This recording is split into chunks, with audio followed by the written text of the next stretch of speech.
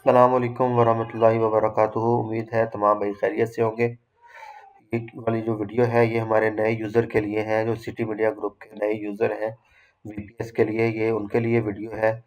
जब आप हमसे वीपीएस परचेज़ करते हैं तो वीपीएस को कैसे कनेक्ट करते हैं।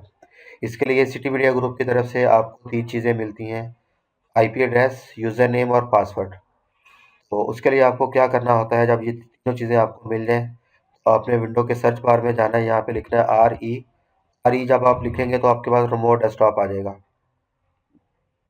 रिमोट डेस्कटॉप की एप्लीकेशन को आपने ओपन कर लेना है। ओपन करने के बाद आपने यहाँ पे जो है ना अपना आईपी लिखना होता है। तो आप आईपी लिखेंगे तो उसके बाद नीचे आपसे वो मांगेगा यूज़र नेम। यूज़र नेम की जगह पे आपने अपना यूज़र नेम कॉपी कर लेना है जो आपको दिया गया है। तो आप यूज़र नेम पेस्ट करके उसको करेंगे कनेक्ट।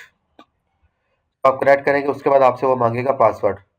तो पासवर्ड जो आपको दिया गया होगा आपने वो अपना पासवर्ड लगाना है। पासवर्ड लगाने के बाद जब आप ओके करेंगे तो आपका वीपीएस जो है वो कनेक्ट हो जाएगा। ये भी कॉन्फ़िगरेशन के जो फाइल्स वगैरह है वो उठा रहा है। ये इस तरह से आपका वीपीएस जो है वो कनेक्ट हो जाएगा। फर्स्ट टाइम आप कनेक्ट करेंगे उस टाइम यहाँ पे आपसे लोडिंग पे थोड़ा सा टाइम लेगा, उसके बाद जो है ना उसी टाइम कनेक्ट हो जाएगा।